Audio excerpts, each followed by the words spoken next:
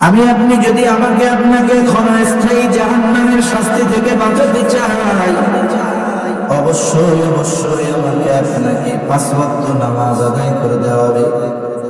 এক কথায় আল্লাহ তাআলার যত আদেশ আছে সবগুলো মানতে হবে।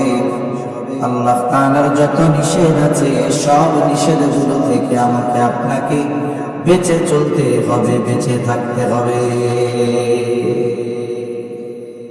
তাফসীরের মধ্যে আসছে বান্দা নিজেকে আল্লাহর হুকুম আহকাম মেনে চলার মাধ্যমে জাহান্নাম থেকে বাঁচাবে।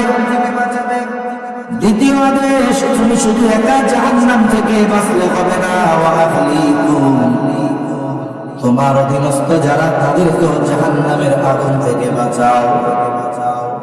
যদি জানা থাকে জবাব দিবেন, জবান খুলে বলেন তো, দুনিয়াতে কোন মানুষের এই ক্ষমতা আছে নাকি সে যদি চায় কাউকে জান্নাতে নিতে পারে, কাউকে জাহান্নামে দিয়ে দিতে পারে? এমন ক্ষমতা দুনিয়ার কোন মানুষের আছে নাকি? শুধু আমাদের ঢাকার দেওয়ানবাগের পীর হুজুরের আছে, বুঝলেন না? নাউজুবিল্লাহ জোরে কর। এই দুনিয়ার কোন ক্ষমতা নাই কেউ কাউকে জাহান্নাম থেকে বাঁচাতে পারে, জান্নাত দিতে পারে। এই ক্ষমতা কারো নাই, এই ক্ষমতা দুনিয়ার কারো নাই, একমাত্র আল্লাহর। তাহলে এখানে অর্থটা কি হবে যে তোমার অধীনস্থদেরকেও জাহান্নাম থেকে বাঁচাও? মুফাসসিরিনে কেরাম বলেন, আমি আপনি নেক আমল আর নিষেধগুলো মান্য করার মাধ্যমে, নেক আমল করার মাধ্যমে নিজেকে জাহান্নাম থেকে বাঁচাবো, আর অধীনস্থদেরকে এই কাজগুলো করানোর মাধ্যমে জাহান্নাম থেকে বাঁচানোর সর্বোচ্চ চেষ্টা করব। কোন বাবা যদি চিন্তা করে আমার ছেলেকে ফজরের নামাজ পড়ে না, নামাজ যদি না পড়ে তার শাস্তি হবে জাহান্নাম, তাহলে আজকে থেকে ফজরের নামাজ শুধু আমি আমারটা পড়বো না, আমার ছেলেরটাও আমি আদায় করে দিব। বলেন তো, ছেলের নামাজ যদি বাবা আদায় করে, মেয়ের নামাজ যদি মা পড়ে দেয়, ছেলে মেয়ের রোজা যদি মা বাবা রেখে দেয়, এতে ছেলে মেয়ের নামাজ রোজা গুলো আদায় হবে নাকি? তার নামাজ আমি পড়লে হবে না, তবে তাকে নামাজ পড়াতে হবে। এই নামাজ পড়ার জন্য যত ব্যবস্থাপনা দরকার শরীয়তে ইসলাম জানিয়ে দিয়েছে, সবগুলো আমাকে আপনাকে করতে হবে। সাইয়্যিদুনা নূহ আলাইহিস সালাতু ওয়াস সালাম জলিলুল কদর পয়গম্বর 950 বছর আল্লাহ তাআলা হায়াত দিয়েছেন, দীর্ঘকাল উম্মতের মধ্যে দাওয়াত দিয়েছেন। অল্প কিছু মানুষ ঈমান এনেছে। নূহ আলাইহিস সালাম ওই কাফের উম্মতের ব্যাপারে আল্লাহর কাছে দোয়া করেছেন, ক্বালা নূহুর রাব্বি লা তাযার আলাল আরদি মিনাল কাফিরিনা দাইয়ারা। নূহ আলাইহিস সালাম আল্লাহর কাছে দোয়া করে,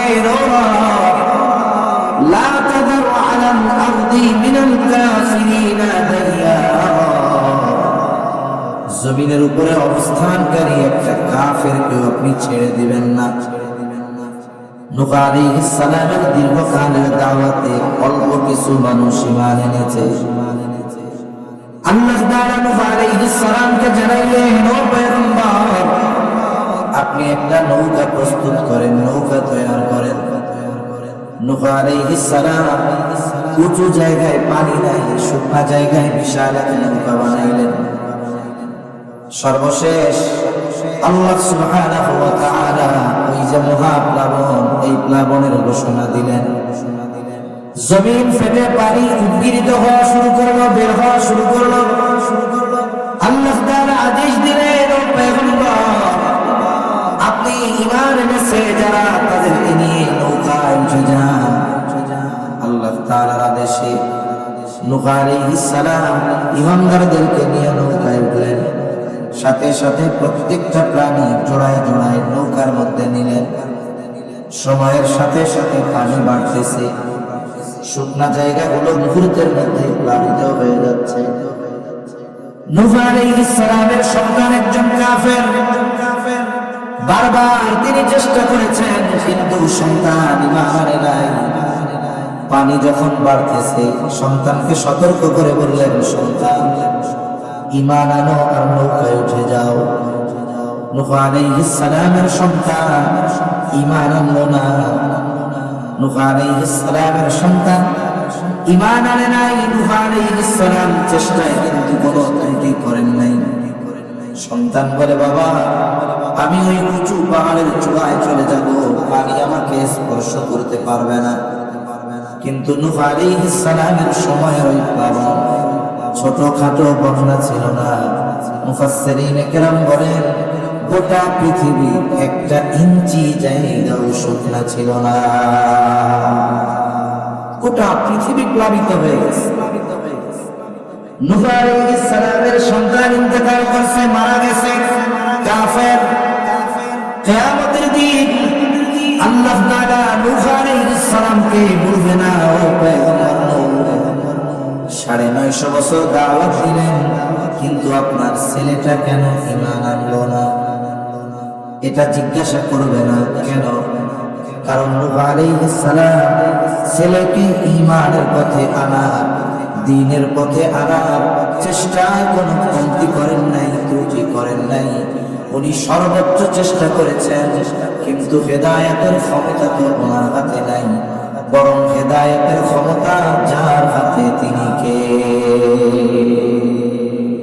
নূহ আলাইহিস সালাম সর্বোচ্চ চেষ্টা করেছেন কিন্তু হেদায়েতের মালিক তো উনি।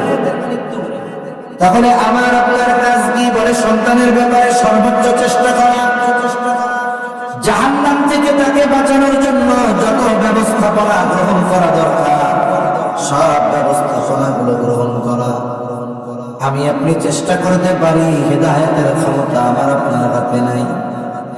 এই দুনিয়াতে আল্লাহ তাআলা হেদায়েতের ক্ষমতা কাউকে দেন নাই।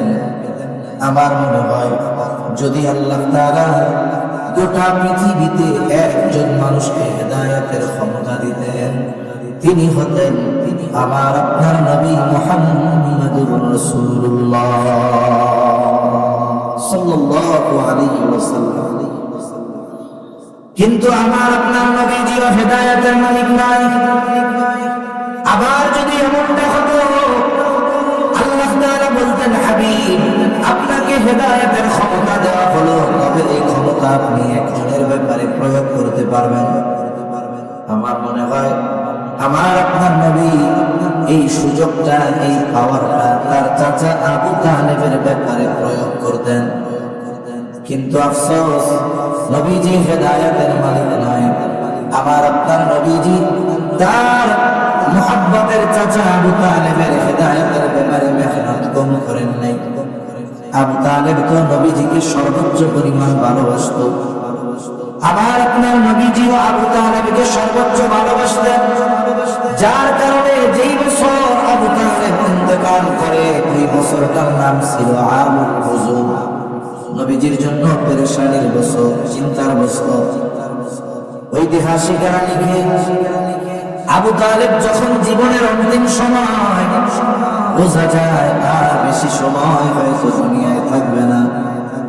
আমার আপনার নবী আবু তালেবের মাথার কাছে গিয়ে বলে, ও চাচা আপনি শুধু একবার বলেন লা ইলাহা ইল্লাল্লাহ। আপনি শুধু এতটুকু বলেন লা ইলাহা ইল্লাল্লাহ, আর কোনো কথা বলা লাগবে না। বাকি বিষয়ের জন্য আমি আল্লাহর কাছে সুপারিশ করব। আপনি শুধু এতটুকু বলেন লা ইলাহা ইল্লাল্লাহ। বলেন তো, দুনিয়াতে কোনো বেঈমান যদি ঈমান আনতে চায়, সে যত একনিষ্ঠতা আর একাগ্রতার সাথে লা ইলাহা ইল্লাল্লাহ বলুন না কেন, যদি মুহাম্মাদুর রাসূলুল্লাহ এটার ব্যাপারে স্বীকৃতি না দেয়, শুধু লা ইলাহা ইল্লাল্লাহ বলার কারণে সেই ঈমানদার বলে বিবেচিত হবে নাকি? হবে না। মুহাম্মাদুর রাসূলুল্লাহ স্বীকৃতি দিতেই হবে। কিন্তু আবু তালেবের ব্যাপারে আমার আপনার নবীজি বললেন, চাচা আপনি শুধু বলেন লা ইলাহা ইল্লাল্লাহ, বাকি ব্যাপারে আমি আল্লাহর কাছে আপনার জন্য সুপারিশ করব। ঐতিহাসিকরা বলে আবু তালেব মনে হচ্ছিল এই বুঝি কালিমাটা পাঠ করে ফেলে, কিন্তু আফসোস আবু তালেব গোত্রপতি, ওই সময় আবু জেহেল উতবা সাহেবা উপস্থিত। আবু জেহেল উতবা সাহেবা গিয়ে আবু তালেবকে বলে, খবরদার খবরদার, আপনি মরার আগে বাপ দাদার ধর্মে চুনকালি দিয়ে মরবেন না। আবু তালেবকে উস্কায়া দিল। সর্বশেষ পরিস্থিতি আবু তালেবের কালিমা নসিব হলো না। আমার আপনার নবীজি খুব ভালো মতো জানে আমি আমার চাচাকে যত ভালোবাসি না কেন, আমার চাচা আমাকে যত ভালোবাসুক না কেন, এই ভালোবাসা পরকালে তাকে অনন্তকাল জাহান্নামের শাস্তি থেকে বাঁচাতে পারবে না। এই মহব্বত, এই ভালোবাসা তাকে জাহান্নাম থেকে বাঁচাতে পারবে না। নবীজি সাল্লাল্লাহু আলাইহি ওয়াসাল্লামের মনে বড় কষ্ট, আহারে যেই চাচা 42টা বছর আমার আপনার নবী অভিভাবক ছিলেন, ছায়াযুক্ত নবীজির সাথে ছিলেন, সেই চাচার ঈমান নসিব হলো না, হেদায়েত নসিব হলো না। নবীজির মনে বড় কষ্ট। আর আল্লাহ তাআলা আয়াত নাযিল করে জানালেন, ইন্নাকা লা তাহদি মান আহবাবতা ওয়ালাকিন্নাল্লাহা ইয়াহদি মান ইয়াশা।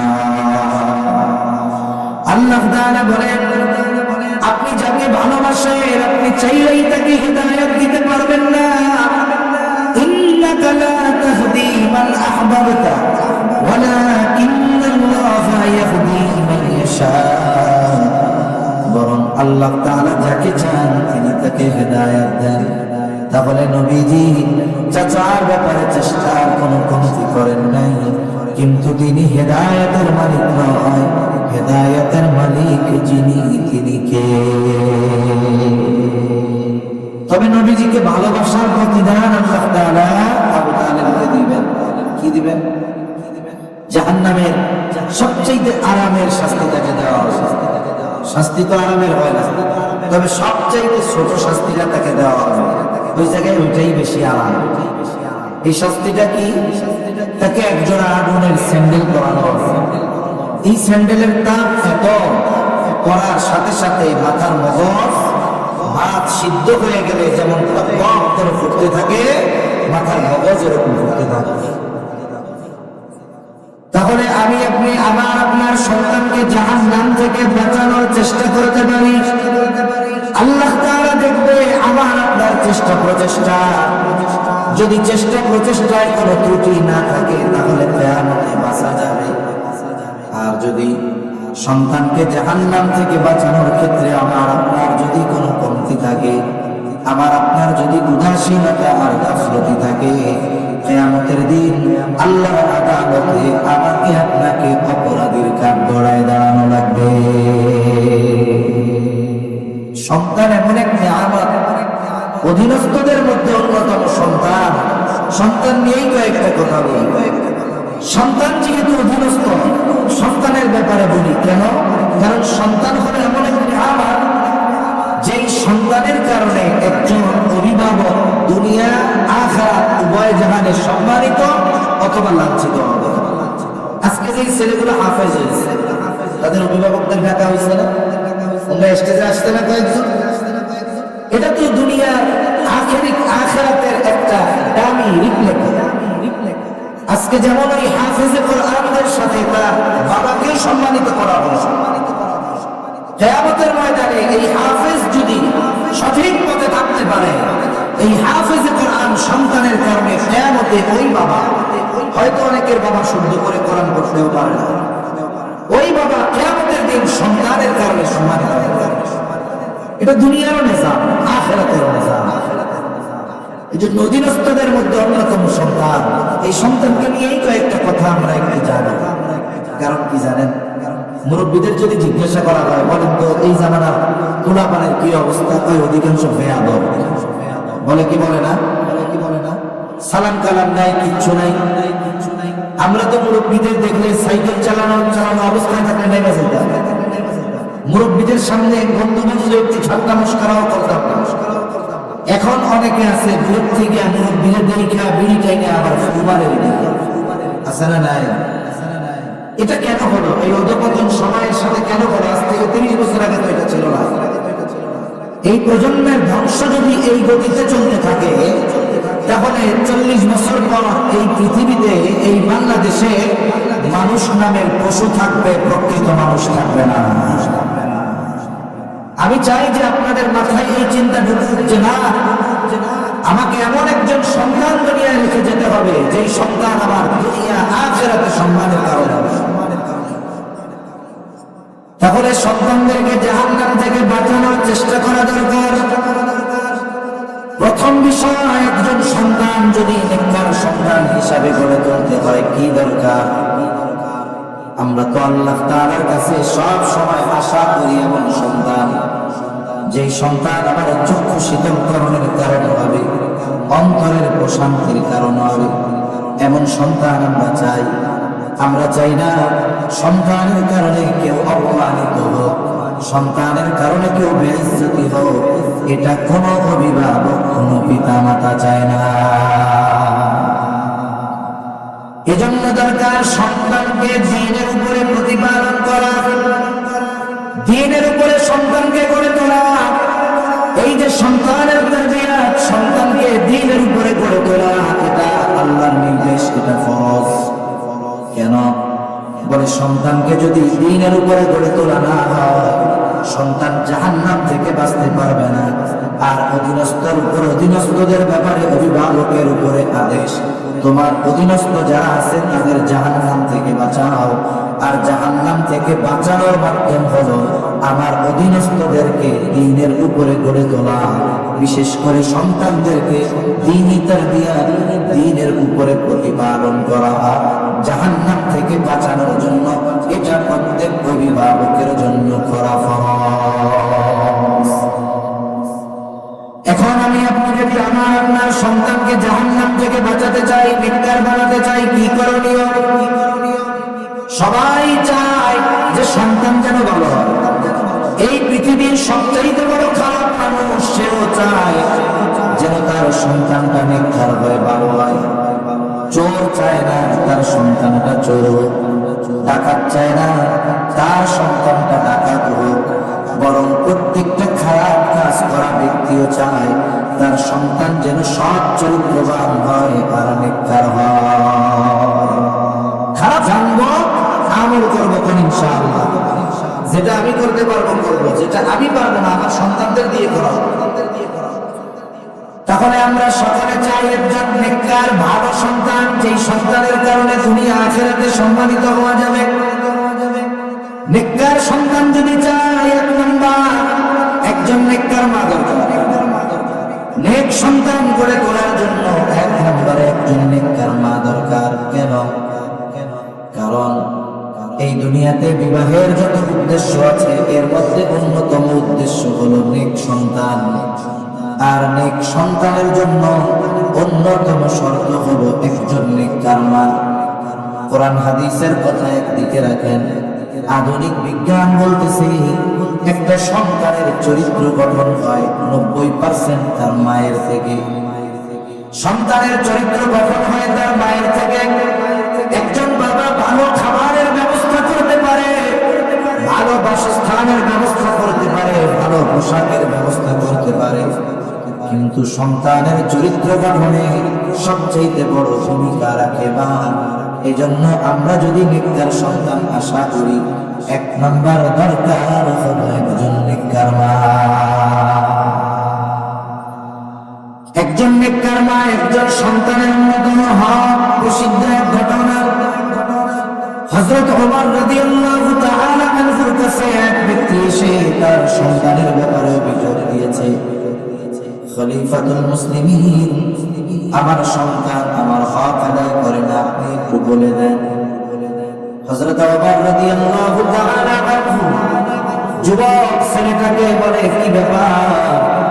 তুমি কেন তোমার পিতার হক আদায় করো না? প্রশ্নের জবাবে যুবক বলতেছে, খলিফাতুল মুসলিমিন, আমারও একটা বিষয় আপনার কাছে জানার আছে। হক কি শুধু পিতা সন্তানের কাছে পায়? সন্তান কি পিতার কাছে কোনো হক পায় না? হযরত ওমর রাদিয়াল্লাহু তাআলা এই প্রশ্নের জবাবে বললেন, হ্যাঁ, অবশ্যই সন্তান তার পিতার কাছে হক পায়। উনি কয়েকটি মৌলিক হকের কথা বলেছেন। এক নাম্বার, তিনি বলেছেন প্রত্যেকটা সন্তানের তার পিতার কাছে প্রথম ও প্রধান হক হলো একজন নেককার মা, একজন নেককার মা, সৎ চরিত্রবান মা। কেন? এই সন্তানের চরিত্র গঠিত হবে ওই মায়ের মাধ্যমে। এজন্য বিজ্ঞান বলতেছে যে সন্তানের চরিত্রের 90% গঠিত হয় মা। তাহলে আমি যদি আমার সন্তানকে জাহান্নাম থেকে বাঁচাতে চাই, এক নম্বরে নেককার মা দরকার। মায়ের কর্ম, কথা, চিন্তা সব কিছু প্রভাব ওই সন্তানের জীবনে পড়ে। দুই নম্বর কি দরকার? বলে আল্লাহ তাআলার কাছে নেক সন্তান চেয়ে দোয়া করা দরকার। নেককার মা হলো এবার নেক সন্তান চেয়ে আল্লাহর কাছে দোয়া করা।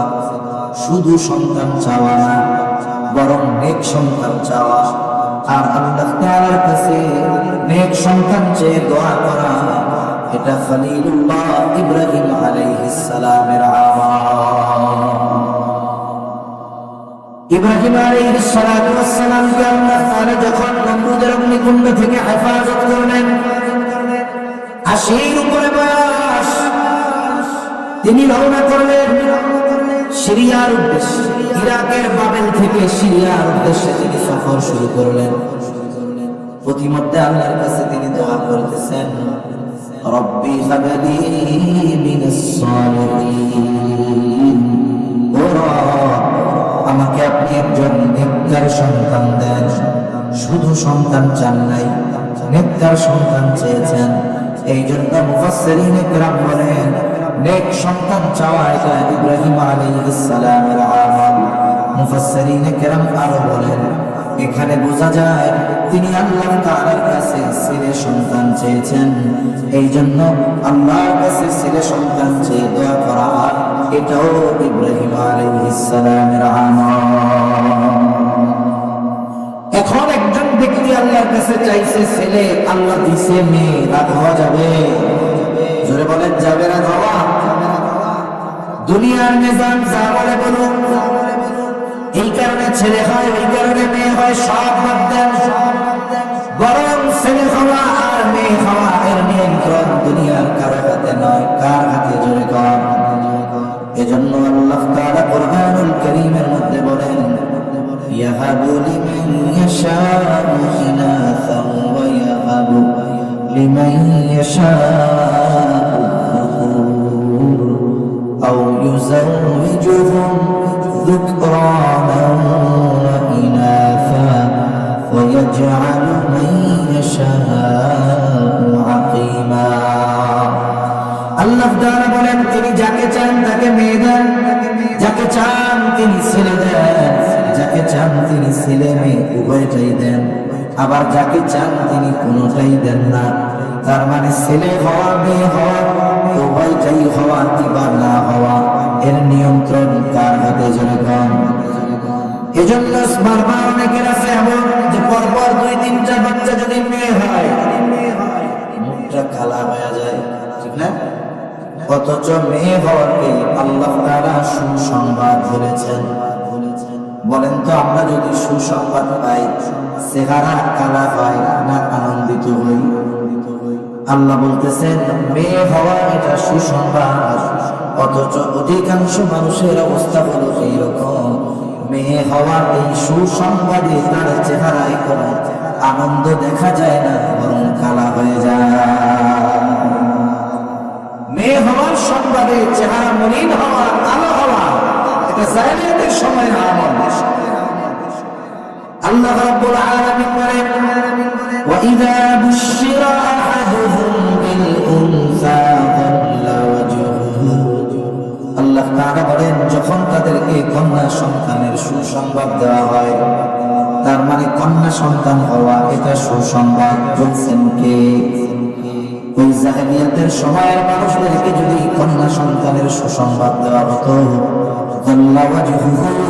কন্যা সন্তানের এই সুসংবাদ তাদের আনন্দের কারণ হতো না, বরং তাদের চেহারাটা কালো হয়ে যেত। তাহলে আল্লাহর কাছে চাইলাম মেয়ে, আল্লাহ দিলেন। আল্লাহর কাছে চাইলাম ছেলে, আল্লাহ দিল। মেয়ে রাখা যাবে না।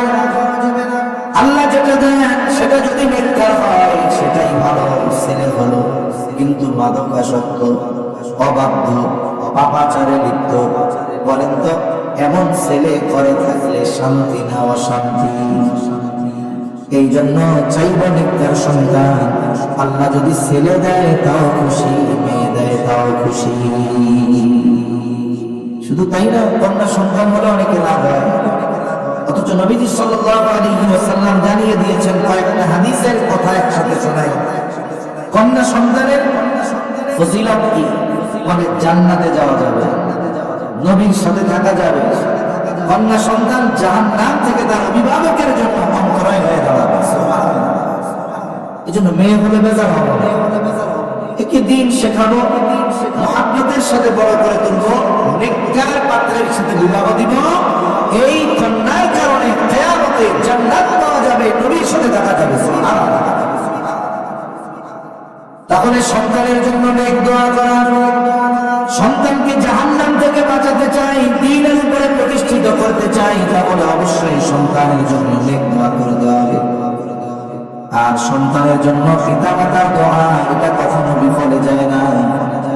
আজ অথবা কাল, আগে কিবা পরে, পিতা মাতার ওই দোয়ার প্রভাব সন্তানের জীবনে পরিলক্ষিত হয়।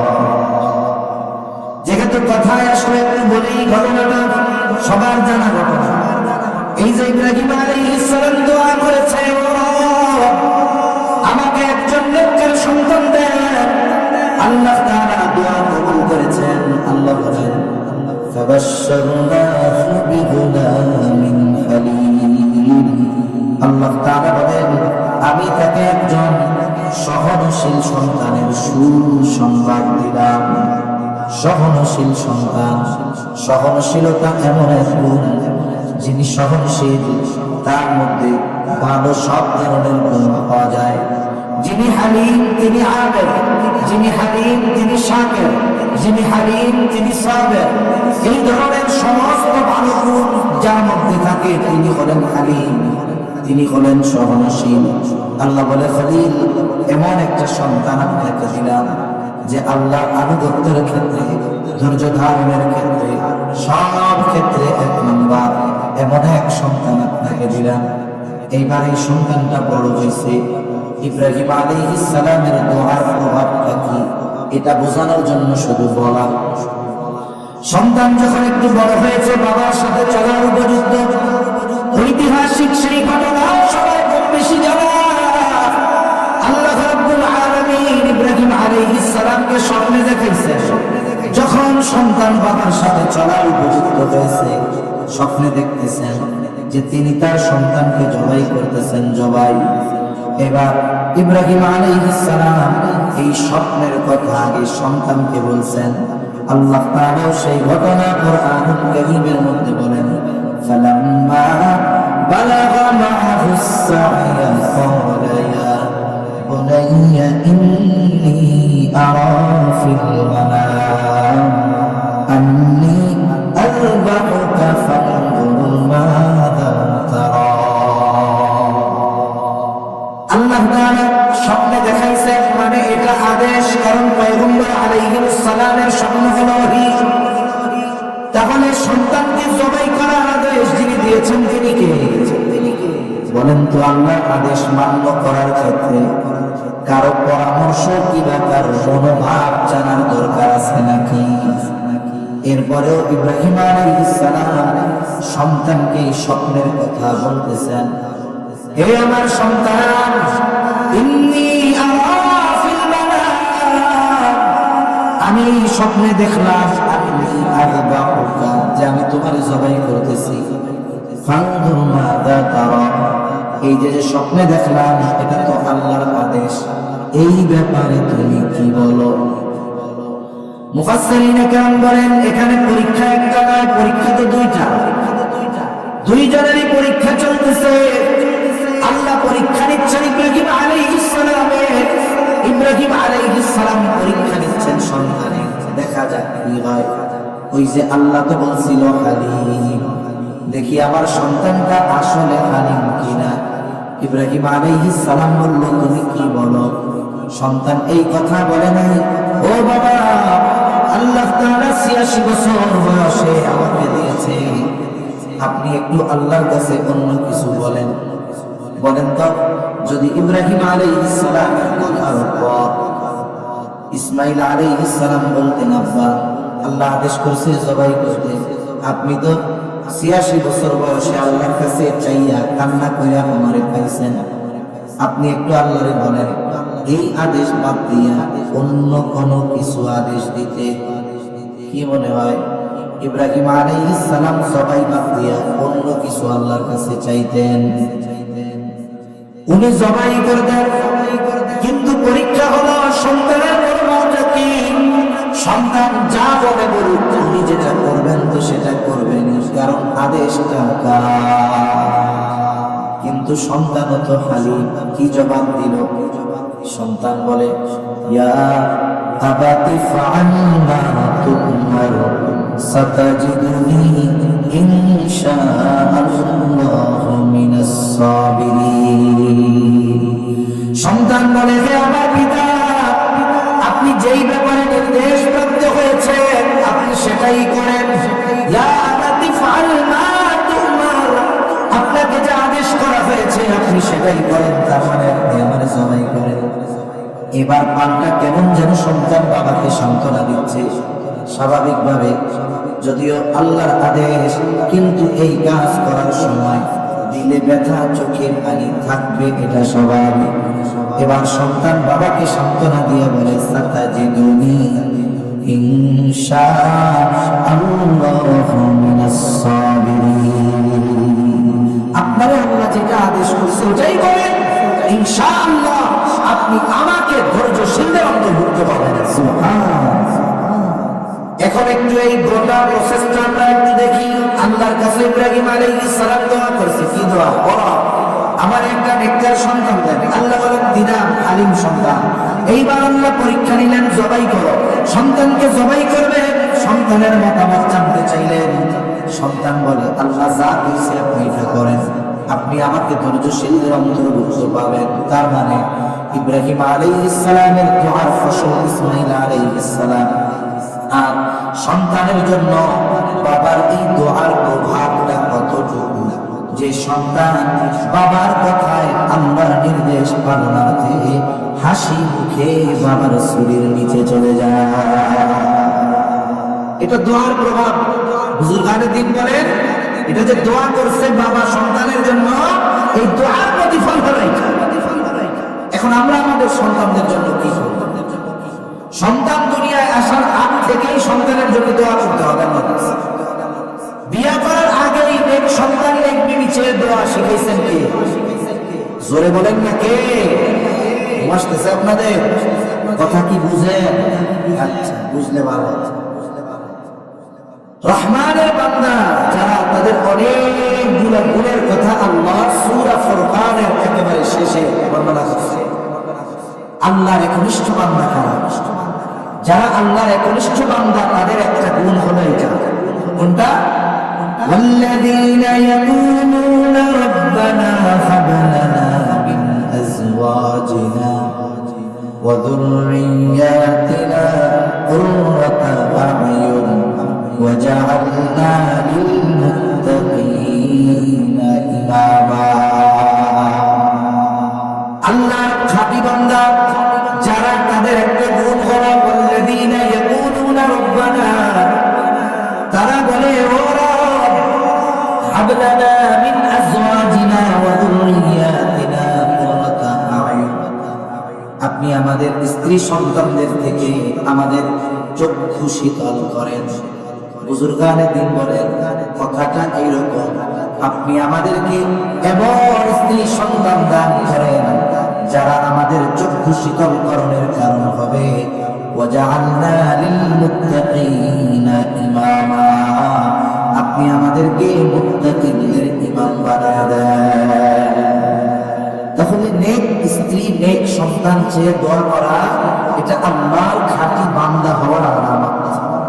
এখন আমরা সন্তান স্ত্রীর জন্য নেক দোয়া কতটুকু করি?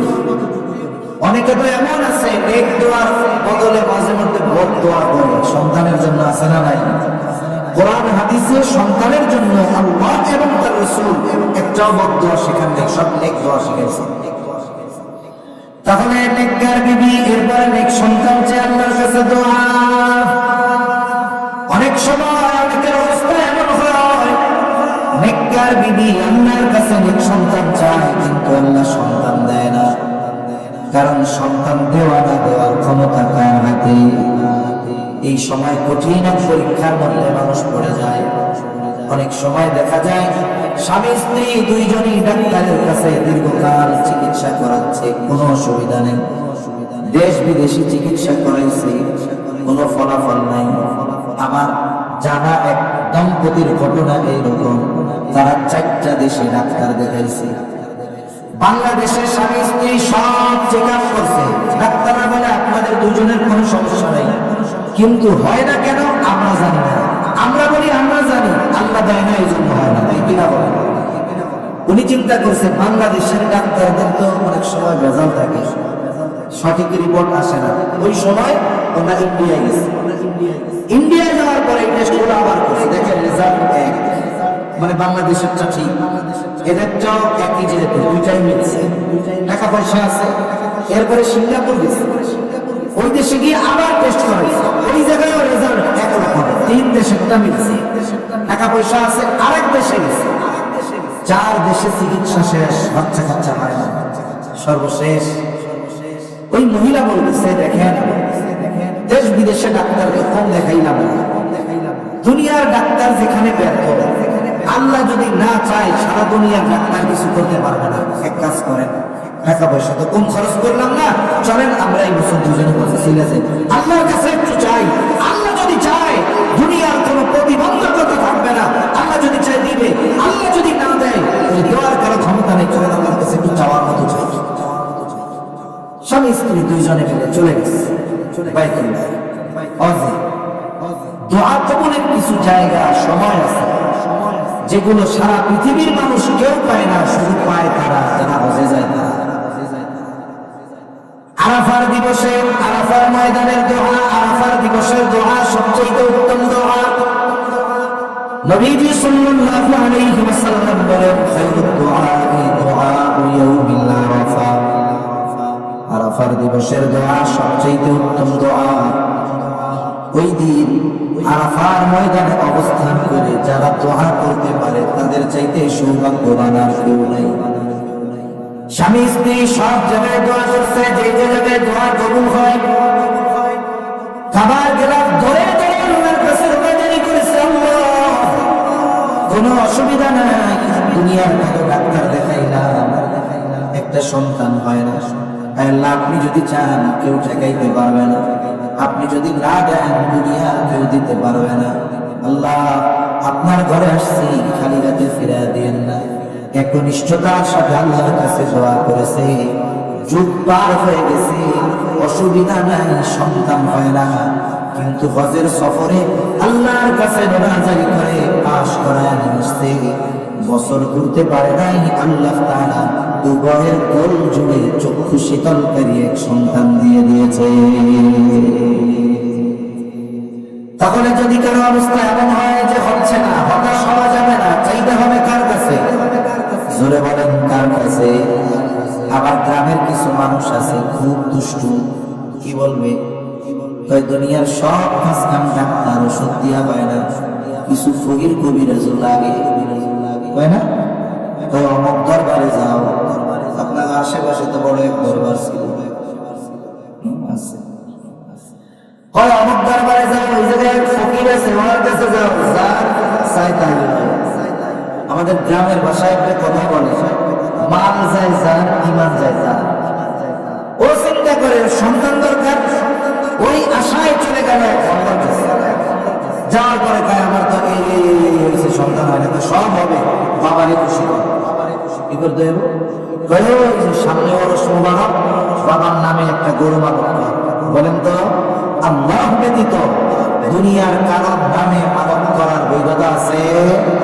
এই যে শিরকি কর্ম করলো, শুরু করে। এরপরে কি করে? এরপরে কত জায়গার ঘটনা এরকম, 21 ঘাটের পানি আনবা, 21 গাছের গোলাপের কাটা আনবা, 21 গাছের গোলাপ পাপড়ি আনবা, কবরস্থান আর শ্মশানের মাটি আনবা। আমাবস্যার রাত্রে এইগুলা দিয়া পানির সাথে জাল দিয়া গোসল করে না, তোর গোলাপ হয়ে যাবে। কেউ যদি বিশ্বাস করে তাহলে ওই আয়াতের সরাসরি মুখালিফ কাজ হলো। আল্লাহ বলেন দেওয়া না দেওয়ার ক্ষমতা আমার হাতে। কেউ যদি বিশ্বাস করে এই ফকির কবিরাজ আর এগুলোর মাধ্যমে সন্তান হবে, আল্লাহ চাইলে হতে পারে, নাইলে হবে না, কিন্তু বিশ্বাসের কারণে ইমান থাকবে না। ঠিক কিনা বলে? এই জন্য সাবধান, এই ধরনের ফাঁদে পা দেওয়া যাবে। আমরা আল্লাহর কাছে দোয়া করব, আল্লাহ যদি চায় সব প্রতিবন্ধকতা দূর করে সন্তান দিতে পারেন, কি পারেন না? যদি স্বামী স্ত্রী অসুস্থ হয়, স্ত্রী যদি বন্ধাও হয়, ওই বন্ধাত্ব দূর করে সন্তান দেওয়ার ক্ষমতা আল্লাহ আছে না? মনে রাখবেন, কোরআনুল কারীমে অনেক ঘটনা আছে। ঘটনাগুলো আল্লাহ শুধু বর্ণনা করেছেন তা না, যে ঘটনাগুলো আছে ওইগুলো আল্লাহ যদি চায় এই জামানায়ও ঘটাইতে পারে, কি পারে না? এ বিশ্বাস আমাদের থাকতে হবে। জলিলুল কদর পয়গম্বর হযরত জাকারিয়া আলাইহিস সালাম বার্ধক্যে উপনীত হয়ে গেছে, ওনার চুল দাড়ি সব পেকে গেছে, সাথে সাথে স্ত্রীও বন্ধা। স্বাভাবিক মেজাজ, উনি নিশ্চিত ওনার কোনো সন্তান আর হবে না। উনি নিশ্চিত কেন? কারণ স্ত্রী বন্ধা, উনিও বৃদ্ধ হয়ে গেছে। স্বাভাবিক নিজাম বলে সন্তান হওয়া সম্ভব নয়।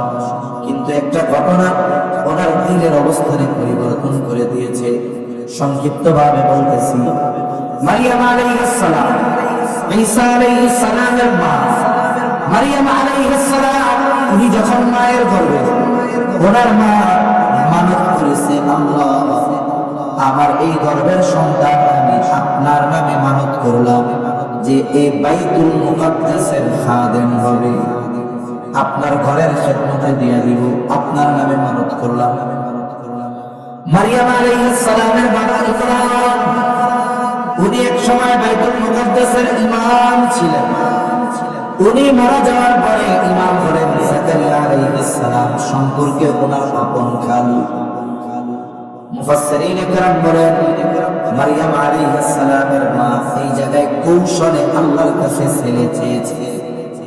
কেননা ওই সময় বাইতুল মুকাদ্দাসে খেদমতের জন্য কোনো মেয়ে নেওয়া হতো না, নেওয়া হতো ছেলে। উনি মানত করছে কি, আল্লাহ আমার গর্ভের সন্তান আমি আপনার জন্য মানত করলাম, এর বিবাহ শাদী কিচ্ছু দিব না, এই সন্তান আপনার ঘরের খেদমত করবে। উনি উদ্দেশ্য করে বলে নাই ছেলে হলে দিব, মেয়ে হলে নয়, এমন নয়, সরাসরি গর্ভের সন্তান। এখন ওনার সন্তান জন্ম নিল একজন মেয়ে। উনি আশা করছিল যেই মানত করছি আল্লাহ আমাকে ছেলে দিবে, কিন্তু আল্লাহ দিছে কি, মেয়ে। এখন মানত তো করছে, মানত পূরণ করতে হবে। বাইতুল মুকাদ্দাসের ইমাম খালু আগে ছিল বাবা। যারা বাইতুল মুকাদ্দাসের ওই সময়ের পরিচালনায় ছিলেন, ওনারা পরামর্শ করলেন কি করা যায়। এটা তো হারাম না, তবে নেওয়া হয় না, কিন্তু ওনার তো মানত পূরণ করতে হবে। পরামর্শ হলো, হ্যাঁ মারিয়ামকে বাইতুল মুকাদ্দাসের জন্য নেওয়া হবে। এই পরামর্শের পরে তার সেবা শুশ্রূষা, তার লালন পালনের দায়িত্ব কে নিবে? সবাই বলে আমি নিব, সবাই বলে আমি নিব। এখন মেয়ে তো একজন, দায়িত্ব তো সবাই হাতে দেওয়া যাবে না, দিতে হবে একজন। এবার হবে লটারি। লটারি আছে না, লটারি চিনেন? সব লটারি কি জায়েজ? মাঝে মধ্যে মাইকে করে লটারি বিক্রি করে না, 10 টাকার টিকিট কিনুন, 2 লাখ টাকার হোন্ডা জিতুন, আছে না নাই? হারাম। কি জোরে বলেন? আরো জোরে বলেন, কি হারাম? এগুলো থেকে বাঁচতে হবে, আল্লাহ আমাদের হেফাজত করেন। কিছু বিষয়ের লটারি এখন সবাই নিতে চায়। এবার লটারি যার নাম উঠবে তিনি মারিয়াম আলাইহিস সালামের লালন পালনের দায়িত্ব নেবেন। প্রথমবার নাম উঠছে খালু জাকারিয়া আলাইহিস সালাম, সবাইকে খালু তো আবার দেন, আবার নাম উঠছে জাকারিয়া আলাইহিস সালাম, আরেকবার দেন, তিনবার। তৃতীয়বার নাম দিচ্ছে উঠছে জাকারিয়া আলাইহিস সালাম। আল্লাহ তাআলা এমনটা চাইছেন কারণ উনি খালার ঘরে থাকবেন, খালুর তত্ত্বাবধানে থাকবেন, নিরাপদ। এইবার উনি খালার তত্ত্বাবধানে বড় হবেন। কিছুদিন পর উনি যখন বড় হয়েছে, মোটামুটি মসজিদের পাশে ওনার জন্য একটা রুম করে দেওয়া হয়েছে। উনি ওই রুমে দিনের বেলায় ইবাদত বন্দেগী করেন একা একা, আর সন্ধ্যার আগেই খালার কাছে বাসায় চলে যান, রাতে খালার কাছে থাকেন।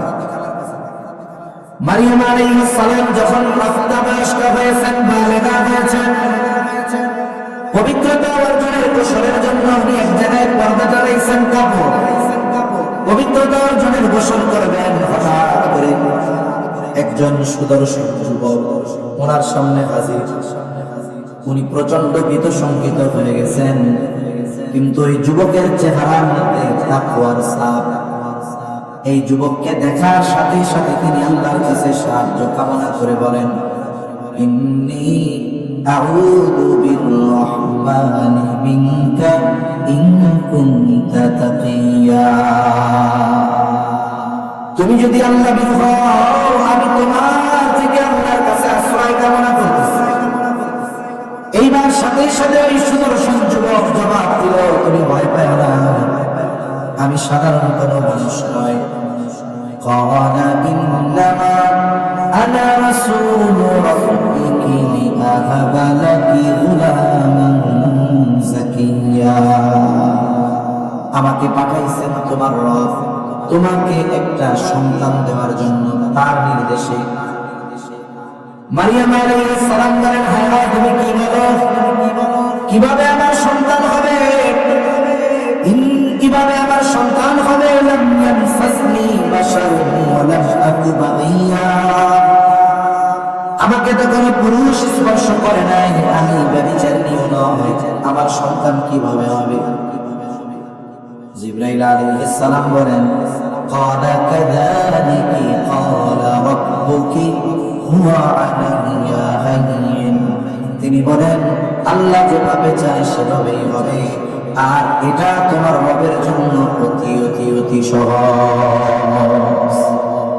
তাফসীরের মধ্যে আসছে, পরে উনি গলার মধ্যে বুকে দিয়ে ফুদিস, আল্লাহর আদেশ। ঈসা আলাইহিস সালামের রূহ এখন ওনার গর্ভে, উনি এখন প্রেগন্যান্ট। স্বাভাবিকভাবে অতীতকাল থেকে নিজাম এইটা, যখন কোনো মেয়ে গর্ভবতী হয় তাকে ভালো মন্দ খাওয়াইতে বলে না, একটু ভালো খাওয়াই। আধুনিক বিজ্ঞানও এটা বলে, ডাক্তাররাও বলে যে আপেল কমলা খাওয়াবেন, তাতে পুষ্টির কমতি থাকলে সেটার পূর্ণতা আসবে। মা যদি ভালো খাবার পায় তাহলে বাচ্চা পুষ্টি পাবে, নিলে অসুস্থ হবে। এটা অতীত থেকেই নিয়ম। যখন কোনো মেয়ে সন্তান সম্ভব হয় তাকে একটু ভালো খাওয়ানো হয়।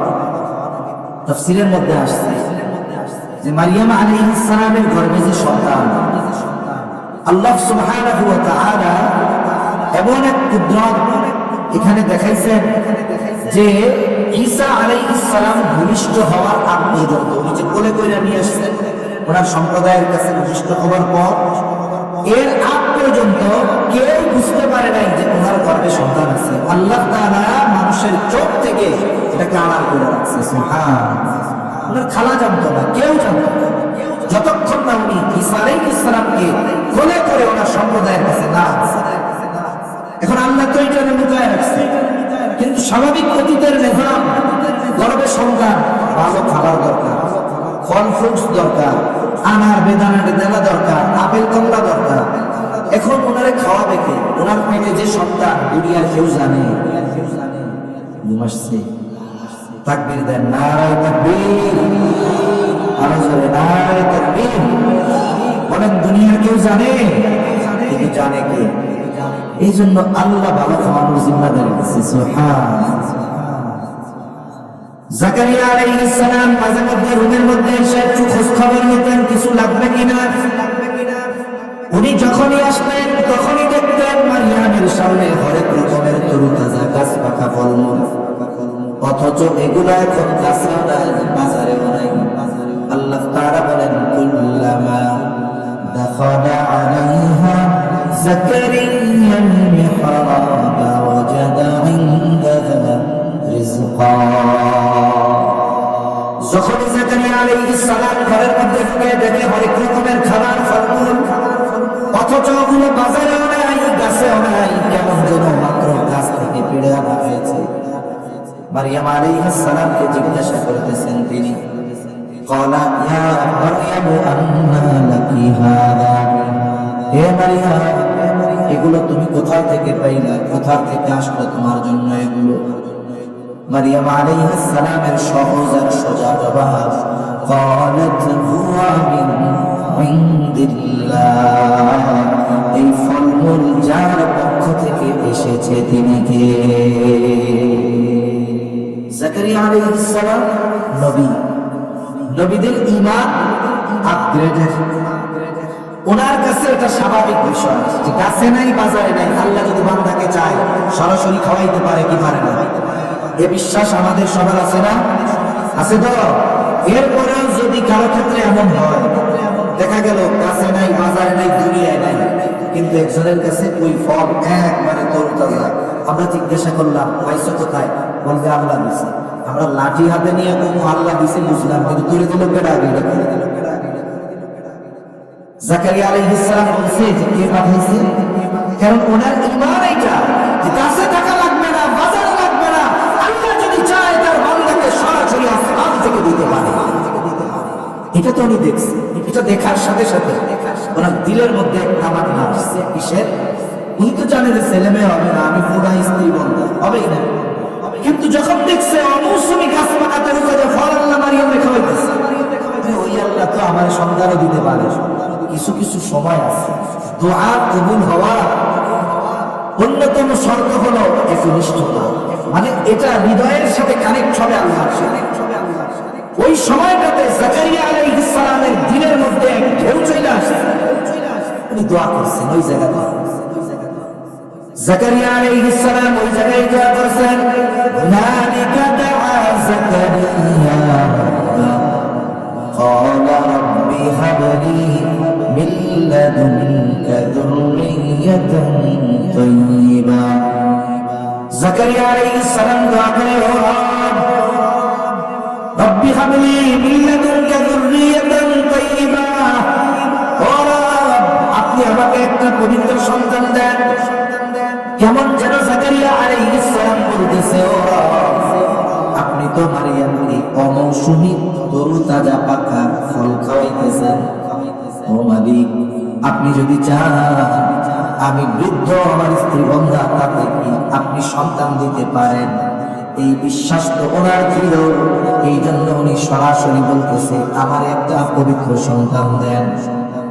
দোয়া করে উনি নামাজে দাঁড়াইছেন, ফেরেশতা সুসংবাদ নিয়ে হাজির, ফাদাতুল মালাইকাতু ওয়া হুয়া কাইয়ুম ইউসাল্লি ফিল মিহরাব। ফেরেশতা এসে ডাক দেয়, ও পয়গম্বর জাকারিয়া আলাইহিস সালাম।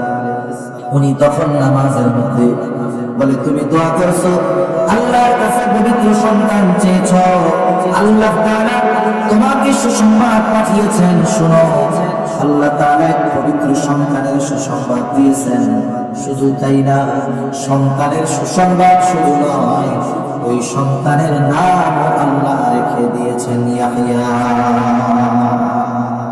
তাহলে কোনো মানুষ যদি অসুস্থ হয়, ডাক্তার বলছে হবে না, আপনি বন্ধা হবে না, পুরুষের ব্যাপারে বলল আপনার স্পার্মে সমস্যা, শুক্রাণু নাই, হবে না, হতাশ হওয়া যাবে না। একনিষ্ঠতার সাথে যদি আল্লাহর কাছে চাই, সব প্রতিবন্ধকতা দূর করে সন্তান দেওয়ার ক্ষমতা আল্লাহ তাআলার আছে না? তাহলে দুইটা বিষয় গেল। এক নম্বর, আমি যদি সন্তানকে জাহান্নাম থেকে বাঁচাতে চাই, সন্তানের দ্বারা যদি দুনিয়া আখিরাতে সম্মানিত হতে চাই, ওই রকম সন্তান যদি কামনা করি, এক নম্বর দরকার হলো একজন নেককার মা। দুই নাম্বার, ওই সন্তানের জন্য বেশি বেশি বেশি বেশি দোয়া। বাকি দুনিয়ায় আসার পরে কয়েকটা কাজ আছে, আমি 5-7 মিনিটের মধ্যে বইলা শেষ করে দেই। দুনিয়ায় আসার পরে কি দায়িত্ব? দুনিয়া আসার পরে সর্বপ্রথম কিছু হুকুক আছে সন্তানের, এই হকগুলো আদায় করা। যেমন দুনিয়ায় ভূমিষ্ঠ হওয়ার পর ছেলে হোক আর মেয়ে হোক, ডান কানে আযান বাম কানে ইকামত, সপ্তম দিন আকিকা করা, মাথার চুলগুলো মুন্ডায়া চুলের ওজন পরিমাণ স্বর্ণ অথবা উভয়টার যে কোনো একটা সমপরিমাণ মূল্য সাদকা করে দেওয়া। এরপরে সপ্তম দিন সুন্দর একটা নাম রাখা, ছেলে যদি হয় 2টা ছাগল দিয়া, মেয়ে হলে 1টা দিয়ে। সপ্তম দিনই যদি পারা যায় আকিকা দিয়ে দেওয়া, না পারলে পরের সপ্তাহে, না পারলে 21তম দিন আকিকা দিয়ে দেওয়া। ছেলে হয়েছে 2টা দিয়ে দেওয়ার সামর্থ্য নাই, 1টা দিয়ে কাজ শেষ করে ফেলাই, শেষ। এরপর সন্তান একটু বড় হবে, গুরুত্বপূর্ণ 4টি কাজ আছে আমাদের সন্তানের ব্যাপারে। কয়টা কাজ? এই 4 কাজ শুধু আলেমদের জন্য নয়, সব মুমিনদের জন্য। যদি সে বাঁচতে চায়, অধীনস্থদেরকে যদি জান্নাত থেকে বাঁচাতে চায়, এই 4 কাজ করতেই হবে, তা না হলে সন্তানকে জাহান্নাম থেকে বাঁচানো যাবে না। 1 নম্বর, তাকে ঈমানের শিক্ষা দিতে হবে, ঈমান শেখাতে হবে। 2 নম্বর, তার উত্তম আখলাক, উত্তম চরিত্র গড়ে তুলতে হবে, আখলাক শেখাতে হবে। 3 নম্বর, ইলম শেখাতে হবে। 4 নম্বর, আমল শেখাতে হবে।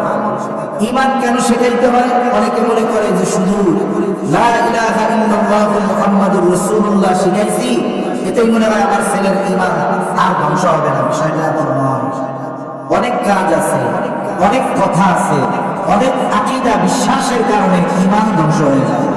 এই দুনিয়ায় অনেক মানুষ আছে লা ইলাহা ইল্লাল্লাহ বলে, বিশ্বাস করে কিন্তু বেঈমান। কেন? তার আকীদায় সমস্যা। কেন? বলে এমন কাজ করছে যে তার ঈমান ভেঙে গেছে, এমন কথা বলছে যে তার ঈমান ভেঙে গেছে। এখন বলেন তো, ওই লোক যদি নিজের ঈমানদার মনে করে অথচ বিশ্বাস করে এমন জিনিস যাতে ঈমান থাকে না, ওই লোক লা ইলাহা ইল্লাল্লাহ বলার পরেও ঈমানদার থাকবে? সেটা ঈমান শেখাতে হবে। কোন কথায়, কোন কাজে, কোন বিশ্বাসে ঈমান নষ্ট হয়ে যায়, এগুলো সন্তানদের শেখানো ফরজ। কি জোরে বলেন? সন্তানকে নববী আখলাক শেখানো ফরজ, সন্তানকে ইলম শেখানো ফরজ, সন্তানকে আমল শেখানো ফরজ। অভিভাবকের উপরে এটা দায়িত্ব। ওই যে আল্লাহ বলছে ওয়া আহলিকুম নারা, তোমার অধীনস্থদের জাহান্নাম থেকে বাঁচাও। কেমনে বাঁচাইবা? ঈমান শেখানোর মাধ্যমে বাঁচাও, আখলাক শেখানোর মাধ্যমে বাঁচাও, ইলম শেখানোর মাধ্যমে বাঁচাও, আমল করানোর মাধ্যমে জাহান্নাম থেকে বাঁচাও। যদি এই আদেশ আমি আপনি মানতে চাই, বলেন সন্তানদের এই বিষয়গুলো শেখানোর দরকার আছে না নাই? শুধুমাত্র হুজুরদের জন্য না, সবার জন্য? সবার জন্য ফরজ, ফরজ, ফরজ। কি জোরে বলেন? কি ফরজ? না শিখাইলে বড় করে ধরা খাইতে হবে, কোনো সন্দেহ নেই। যদি সন্তান না পারলাম, শেখাবো কোথায়? আপনাদের প্রাইমারি স্কুলে ঈমান, আখলাক, ইলম আর আমল শেখায়। উল্টা তো আমাদের গান শেখাইতেছে, ঠিক কিনা বলেন? গত বছর 65,000 গানের শিক্ষক নিয়োগ দেওয়ার প্রজ্ঞাপন জারি করা হয়েছে। ওলামায়ে কেরাম আমাদের সতর্ক করছে, আপনারাও সচেষ্ট হয়েছেন, জেগে উঠেছেন, আওয়াজ তুলেছেন। ওই প্রজ্ঞাপন বাতিল করতে গভর্নমেন্ট বাধ্য হয়েছে, ঠিক কিনা বলেন? উচিত ছিল এমন শিক্ষক নিয়োগ দেওয়া যাতে আমার আপনার সন্তান প্রাইমারি স্কুলে 5 পর্যন্ত পড়লে ও যেন ঈমান শিখে, আখলাক শিখে, ইলম শিখে, আমল শিখে। কিন্তু আফসোস, আমাদের শিক্ষা ব্যবস্থা এমন ভাবে সাজানো হচ্ছে সময়ের সাথে সাথে যে আমাদের সন্তানেরা ওই শিক্ষা অর্জন করে মানুষ নয়, জানোয়ারে পরিণত হচ্ছে, ঠিক কিনা বলেন? এখন সন্তানকে জাহান্নাম থেকে বাঁচাতে হবে। কি করব? বলে এই জন্যই তাহসিনুল কোরআন মাদ্রাসাগুলোর মতো মাদ্রাসা। আমি আপনি তো এগুলো শেখানোর সুযোগ পাই না। আমি হুজুর মানুষ, আমিও আমার বাচ্চারে ওই 4 বিষয় নিজে শেখাইতে পারি, আমারও শেখানোর জন্য মাদ্রাসায় দেওয়া আছে। তাহলে এই যে দায়িত্বটা ফরজ, আমার উপরে ফরজ, কিন্তু আমি করতে পারতেছি না, বলে আমার এই ফরজ দায়িত্বটা পূর্ণ করার জিম্মাদারি নিয়েছে এই তাহসিনুল কোরআন মাদ্রাসার মতো মাদ্রাসা। এই জায়গায় ক্লাস 3 পর্যন্ত নুরানি আছে। নুরানি এমন এক শিক্ষা পদ্ধতি, নাম যেমন নুরানি, কাম যেমন নুরানি। অনেকে বলতে পারে হুজুর আমার তো ইচ্ছা ছেলেকে ডাক্তার বানাবো, ডাক্তার বানানোর আগে মুসলমান বানানোর দরকার আছে না নাই? মুসলমান যদি বানাইতে হয় এগুলো তো শেখানো লাগবে, স্কুলে তো শেখায় না। আপনি কি করবেন? আপনার ছেলে বা মেয়েটাকে 3টা বছর এই মাদ্রাসায় পড়ান, 4টা বছর পড়ান, 3 পর্যন্ত পড়ান, কোন কোন মাদ্রাসায় আছে 5 পর্যন্ত পড়ান। এতে কি হবে? স্কুলের জেনারেল সাবজেক্ট গুলো মাদ্রাসাতে কমপক্ষে 10 গুণ যত্ন আর ভালো করে শেখানো হয়। বাচ্চাদের হাতের লেখা স্কুলের আর মাদ্রাসার দিকেন সে জেনারেল সাবজেক্ট গুলো শিখবে তো শিখবেই, সাথে সাথে ঈমান শিখবে, আখলাক শিখবে, ইলম শিখবে, আমল শিখবে, জাহান্নাম থেকে বাঁচার রাস্তা সে চিনবে, জান্নাতে যাওয়ার রাস্তা সে চিনবে। শুধু তাই না, উস্তাদকে তাকে ওই পথে হাতে ধরে চলা শিখিয়ে দিবে। ঠিক কিনা? ঠিক কিনা? এখন আপনি আপনার ছেলেরা দিলেন হাই স্কুলে, অসুবিধা নেই, তার মধ্যে তো ঈমান, আখলাক, ইলম আর আমলের ভ্যাকসিন দেওয়া আছে। ও কলেজ ইউনিভার্সিটিতে যাবে। اللهم صل على محمد وعلى آل محمد كما صليت على إبراهيم وعلى آل إبراهيم إنك حميد مجيد اللهم بارك على محمد وعلى آل محمد كما باركت على إبراهيم وعلى آل إبراهيم إنك حميد مجيد الحمد لله رب العالمين والعاقبة للمتقين والصلاة والسلام على خير خلقه محمد وعلى آله وأصحابه أجمعين ربنا ظلمنا أنفسنا وإن لم تغفر لنا وترحمنا لنكونن من الخاسرين ربنا آتنا في الدنيا حسنة وفي الآخرة حسنة وقنا عذاب النار ربنا لا تزغ قلوبنا بعد إذ هديتنا وهب لنا من لدنك رحمة إنك أنت الوهاب وأفوض أمري إلى الله إن الله بصير بالعباد حسبنا الله ونعم الوكيل نعم المولى ونعم النصير اللهم حاسبنا حسابا يسيرا اللهم حاسبنا حسابا يسيرا اللهم إنك عفو كريم تحب العفو فاعف عنا رب العالمين দীর্ঘ সময় দিন আলোচনার পরে কোরআন হাত আমরা তুলে ধরেছি, যে যেখান থেকে হাত উঁচু করেছে আল্লাহ আমাদের বিগত জীবনের সব ধরনের গুনাহগুলো মাফ করে দেন আল্লাহ। আমাদের আত্মীয় স্বজন দেশ বিদেশে যে যেখানে আছে মাফ করে দেন, যারা দুনিয়া ছেড়ে চলে গেছে মাফ করে কবরগুলো জান্নাতের টুকরো বানায় দেন আল্লাহ। খাস করে মালিক আজকের মাহফিল আপনি কবুল করে নেন আল্লাহ। তাহসিনুল কোরআন হিফজ মাদ্রাসা কবুল করে নেন আল্লাহ। উস্তাদ ছাত্রদের কবুল করে নেন। মাদ্রাসার জন্য যে যেভাবে সহযোগিতা করে সকলের সকল প্রকার সাহায্য সহযোগিতা আপনি কবুল আর মঞ্জুর করেন রব্বুল আলামিন। প্রত্যেকটা মানুষের অন্তরে মাদ্রাসার মহব্বত ঢুকিয়ে দেন আল্লাহ। যে ছেলেগুলো হাফেজে কোরআন হয়েছে আল্লাহ সকলকে হক্কানি আলেম হিসেবে আপনি কবুল করে নেন রব্বুল আলামিন। খাস করে মালিক যারা অসুস্থ সুস্থতা দান করেন আল্লাহ। আমাদের একে অপরের প্রতি হৃদয়তা ভালোবাসা বাড়ায় দেন, লোভ হিংসা অহংকার মুক্ত হৃদয় আল্লাহ আপনি দান করেন রব্বুল আলামিন। খাস করে মালিক আমাদের অভাব দূর করে দেন, ঋণগ্রস্তের ঋণ পরিশোধের তৌফিক দেন, হারাম হালাল বেঁচে চলার তৌফিক দেন, হালাল রুজি অন্বেষণের তৌফিক দান করেন রব্বুল আলামিন। খাস করে আমরা যারা হাত উঁচু করেছি, আমাদের যাদের মা বাবা দুনিয়া ছেড়ে চলে গেছে আল্লাহ তাদের মাফ করে কবরগুলো জান্নাতের টুকরো বানায় দেন। কিয়ামতের দিন হিসাব সহজ করে জান্নাতের ব্যবস্থা করে দিন।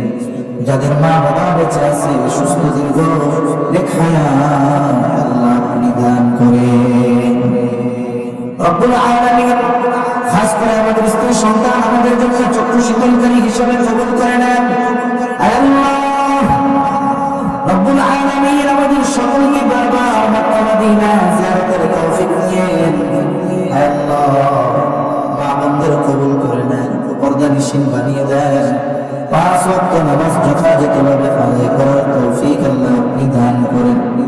সকল প্রকার ব্যভিচার আচার অশ্লীলতা থেকে আমাদের বেঁচে থাকার তৌফিক ও হিম্মত আল্লাহ দান করেন।